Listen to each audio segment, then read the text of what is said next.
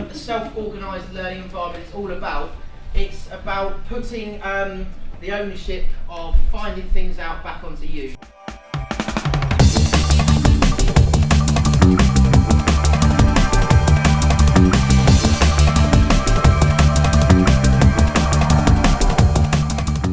So far, it's been positive. I think.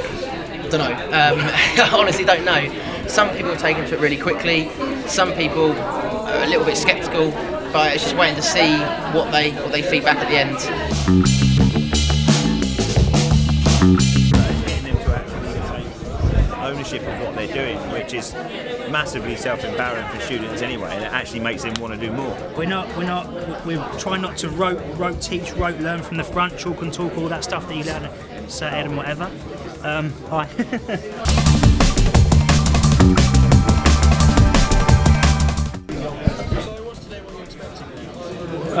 Well, it might have been for Jane. For me, I wasn't too sure what we were going to expect.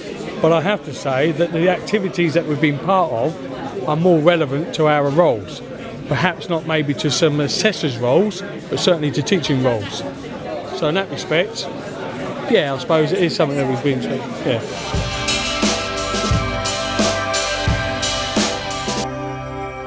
I was expecting to come into the lecture theatre and it all be all seated out and sit and watch the PowerPoint. It's quite nice that everyone can sit down comfortably in their own way and do a bit of work and hopefully learn from what the gentlemen are presenting.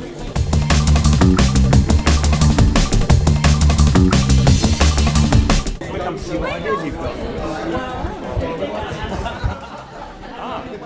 Yeah, if you read the actual principles of SOL, it's actually part of the actual thing of it. It's actually to go to other groups, find out their ideas, take them back, and then adapt them to see what you're doing as well. That is one of the main principles of the SOL thing. So, sharing of ideas. We've got a few bits of inquiry-based learning. It actually makes learning at the student's own level because they'll actually, it doesn't matter what level they are in the class, they will learn at their own pace.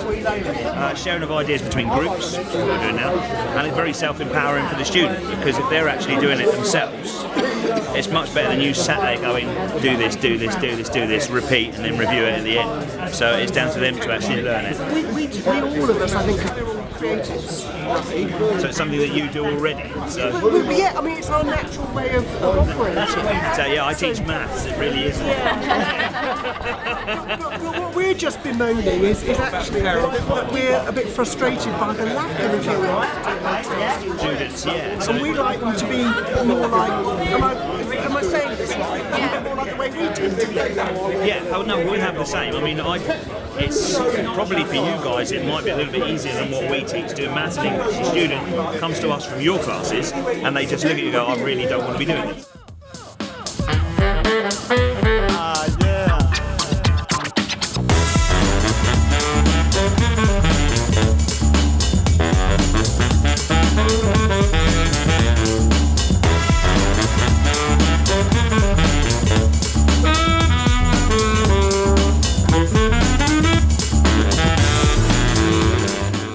The SOL methods, and I've trialled it in a couple of groups, it does take time and you can't necessarily always nail it to a particular learning outcome.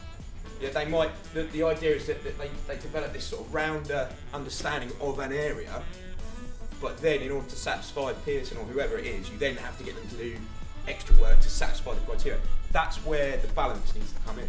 And that's some of the limitations that we found, that it's all good and well, it's great, students are learning, but they're not ticking the box that you know, the awarding body want them to tick.